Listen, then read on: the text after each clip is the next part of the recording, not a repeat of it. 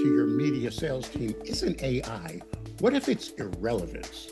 For decades, media salespeople succeeded because they controlled access to audiences. They had the newspaper, the magazine, the website, email list, radio station, television transmitter, and more. If a local business wanted to reach customers, they had to talk to somebody in media sales. But those days don't exist. Today, advertisers are buying Google ads at midnight. They can launch Facebook campaigns from their phone. They can create videos, websites, email campaigns, and marketing plans without ever speaking to a salesperson.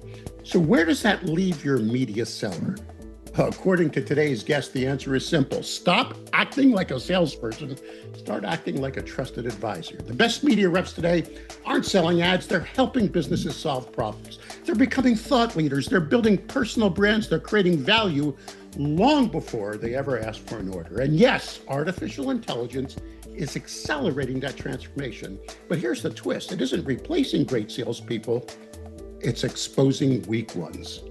Hi, I'm Mike Blinder. I'm publisher of E&P Magazine. This, of course, is E&P Reports, our weekly vodcast series that explores all the areas of news publishing. Joining me today is Shannon Kinney. Shannon, of course, you're founder of Dream Local Digital. But your resume, your background includes cars.com, am I right? You've been all over. You were at the infancy of this industry, and now as it's grown. But I think your biggest accolade, if I may be so bold, is you're now a weekly columnist for E&P Magazine. I love being part of the E&P family. Thank you.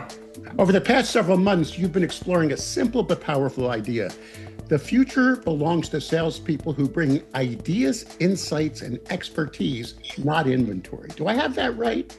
Absolutely. Like adding an insight and value in each conversation is really your ticket to the game now. It's no longer a nice to have.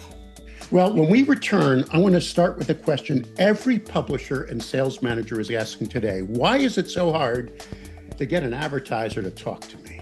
Stick around. We'll be right back. Hello. My name is Walter Hussman. Our family has been in the news business for over 100 years. Journalism includes two parts, reporting the news and providing opinions. But in recent years, there's been too much opinion appearing in news reporting. This has eroded public trust in news reporting to the lowest level of any U.S. institution.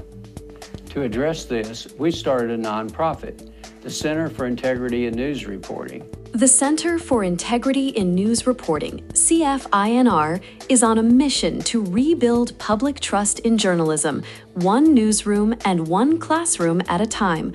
We champion the effort to have news organizations and journalism schools create and prominently display their own clear, concise statements of core journalistic values. Learn more by visiting the Center for Integrity and News Reporting site at cfinr.org. All right, Shannon, let's start with the big picture. Why is it so hard to get appointments today? So it's been challenging to get attention and time with potential advertisers because we really have to up our game and add a lot more value than we have in the past. I think reps that have relied upon things like checking in and sending rate cards via email are really easy to ignore.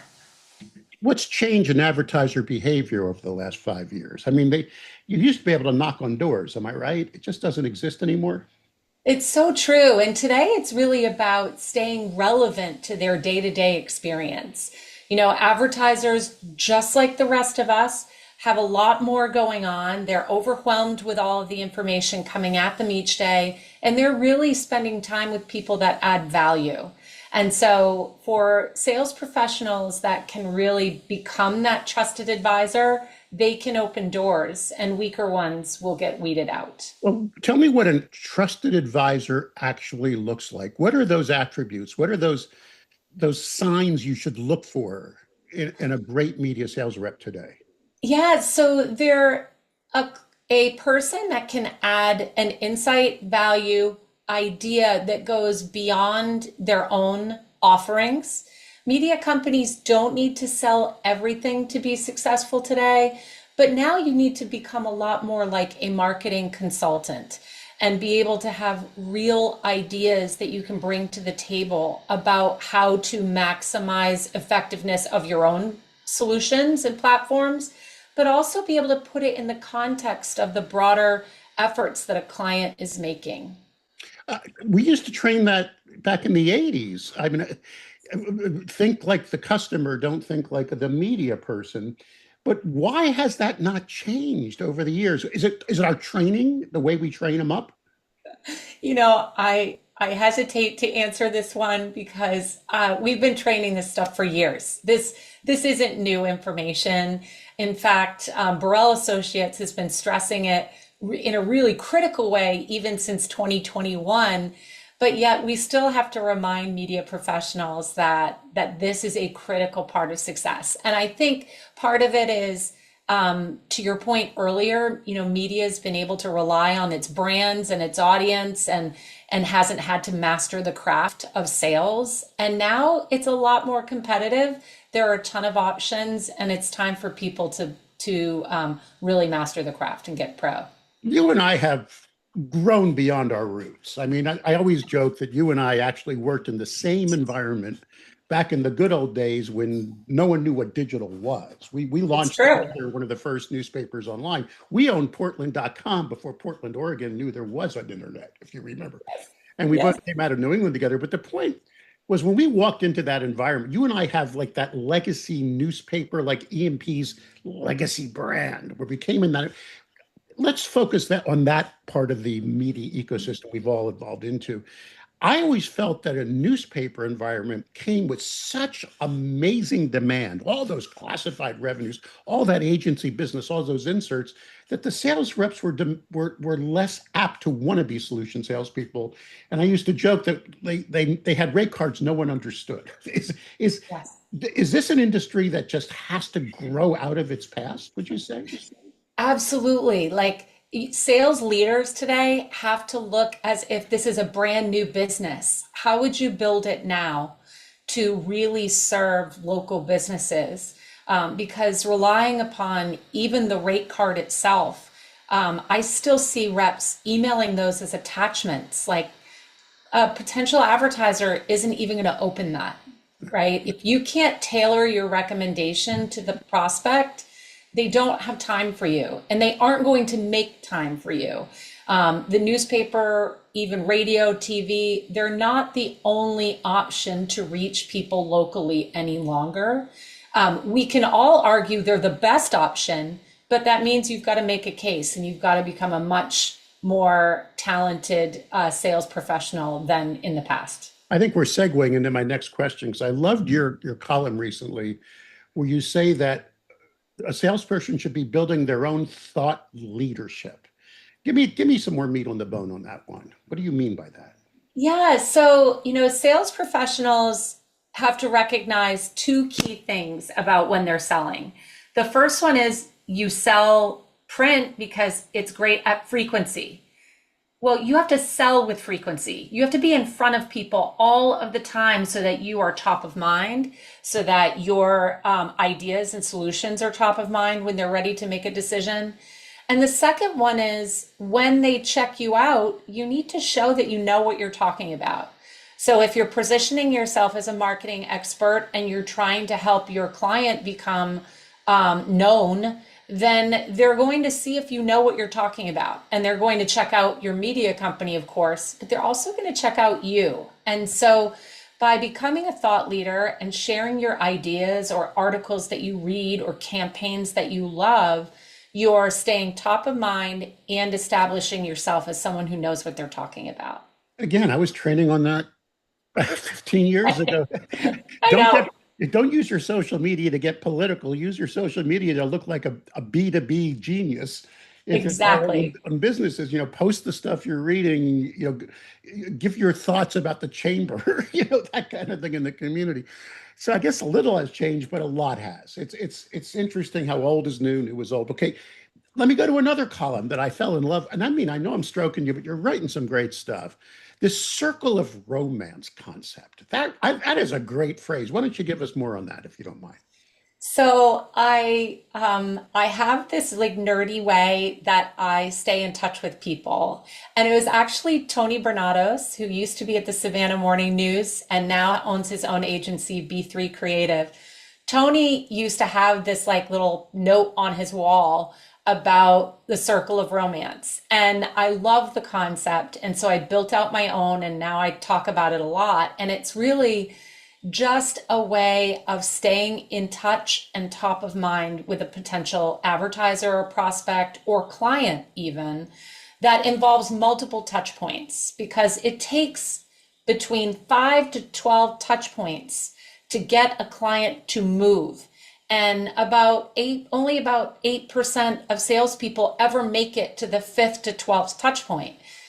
So how do we do that? Like, how do we stay in touch? I use a little system called the Circle of Romance that I outlined in that column. And it helps me know where I'm at in that cycle and not drop it too soon. In fact, today I'm working on a proposal for somebody that my first meeting with them was in 2024. But thankfully, I stayed top of mind. I stayed in touch. I had him in my little Circle of Romance sequence. And now when he's ready to move, he gave me a call. So it really does work. Doesn't that circle back to the basic human need to avoid rejection? And Yeah, you've got to, I hate rejection. Who likes it? You have to right. move beyond that. I used to say to salespeople in the 80s, I've never been hit. It never gets that bad. Just keep, No, so you it's just got not to, that bad. it's not that bad. All right, let's swing on to AI now. Um, and I'm guilty of this. Yes. Am I cleaning up my emails with AI? The answer is yeah. But do I do it too much? I'm not sure. And those damn M dashes that they throw in there as a giveaway. Don't you agree? I mean, that long dash, you got to, don't, what, I still have to ask ChatGPT, don't you know what a friggin' comma is? But you've got salespeople using AI to write emails, and you see that's, you're not in, give me more of why you're not happy with how salespeople are leaning on AI too much. I think salespeople, frankly, it's true in many professions, certainly not on the editorial side of the house, but those people who use AI to become faster, smarter, better are the ones who are going to win. On the sales side, I 100% support use of AI. And here's the key reason. You have to come to the table with real, unique ideas, insights, and value in every connection. And those of us who are sales professionals, that takes a lot of time. I used to spend on average about 15 minutes preparing for every sales call I did.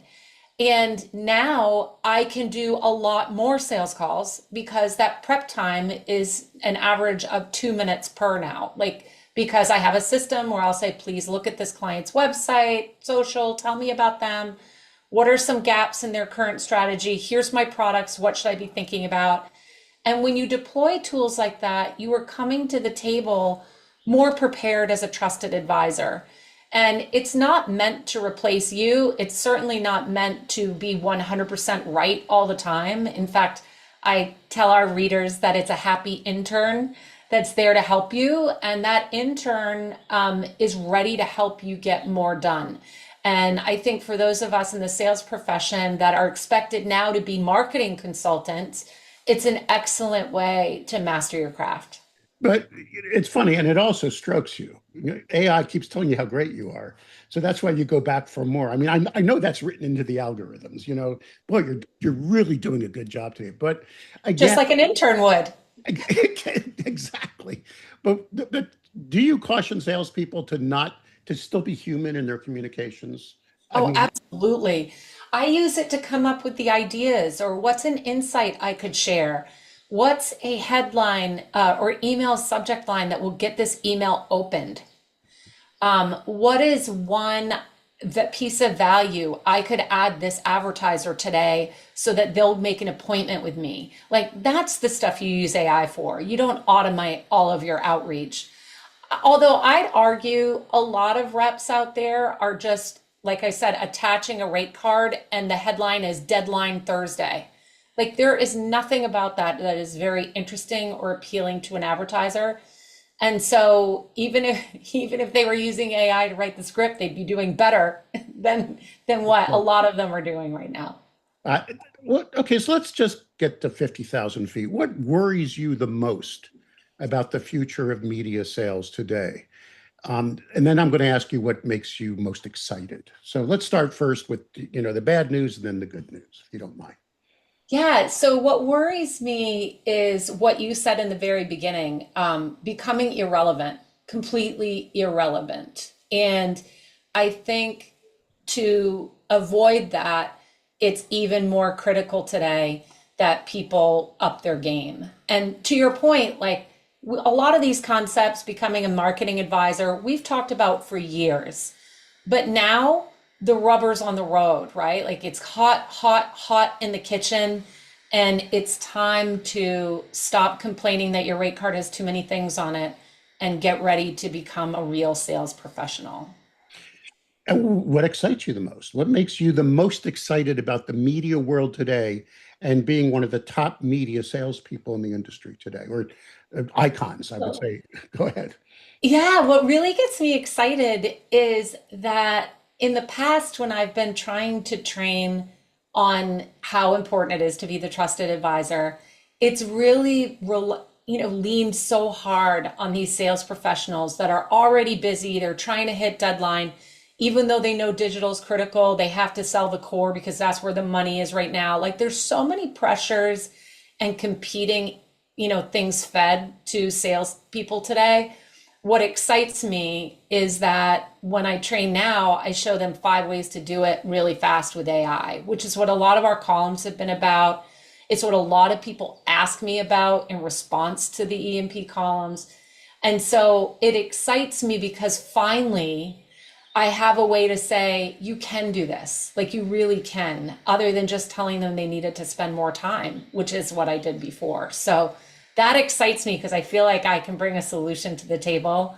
And I'm doing it every day. Like I've had 3 sales calls already this morning. And so I can see that it can work. And that does get me excited. All right, most of our audience at E&P, as you likely know, is management level. That's how we target that person at that executive level. A lot of those are ad sales managers, publishers acting in that role as well.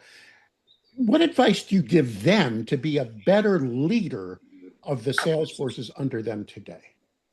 So it's time to give them solutions and start creating a culture that shares ideas and innovation. So we know that we need 5 to 12 touch points. Start holding them accountable. Make sure you have a CRM or a system where you can help make sure they know where they're at. And share ideas with them. Has anybody used AI to get an email open this week? How'd you do it? And just start creating a culture of sharing ideas, learning from each other, and constantly innovating. And that gets salespeople excited. When something saves them time and helps them make more money, they are very happy. So make sure you are helping share the ideas to help them save time and make more money for you too. Shannon Kinney, founder of Dream Local Digital. I have to say, one of the most respected digital revenue strategists in local media today. Even putting the word digital up front is ridiculous, because everything is digital now. You are a local media longtime advisor to hundreds and hundreds of publishers around the world, and E&P ad sales life columnist. I hope you keep writing for us, Shannon. Thanks so much for your time today. Thank you.